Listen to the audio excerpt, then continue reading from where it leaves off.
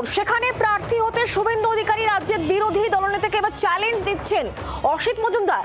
একজন হাফ পাগল, নন্দীগ্রামে চুরি করে জিতেছিলে, পাগলে প্রলাপ বকছে, তোপ দাগছেন, এভাবেই চুচুড়া তৃণমূল বিধায়ক পাল্টা তাকে নিশানা করা হয়েছে জেলা বিজেপির তরফ থেকে। এবার ভবানীপুর থেকে শুভেন্দু অধিকারীকে প্রার্থী হওয়ার চ্যালেঞ্জ ছুড়ে দিচ্ছেন অসিত মজুমদার। চুচুড়ার বিধায়কের বক্তব্য শোনাবো।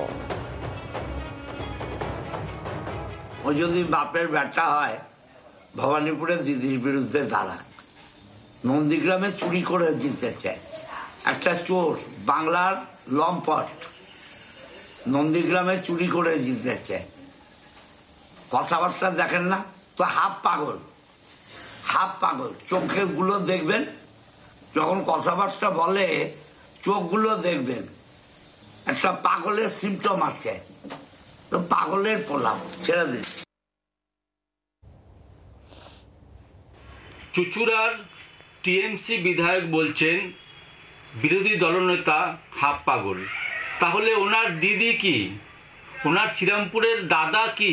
সবথেকে বড় কথা, যত দিন আসছে ওনারা এত চুরি করেছেন, মানুষের চাকরি থেকে শুরু করে তিরপল থেকে শুরু করে জল পর্যন্ত চুরি করছেন, মাছ চুরি করছেন, তারপরে এদের পায়ের তলা থেকে মাটি সরে যাচ্ছে ক্রমশ।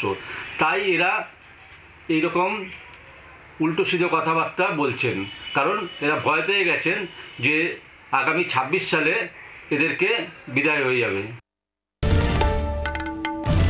বাংলার আওয়াজ, বাঙালির আবেগ, জি 24 ঘন্টা।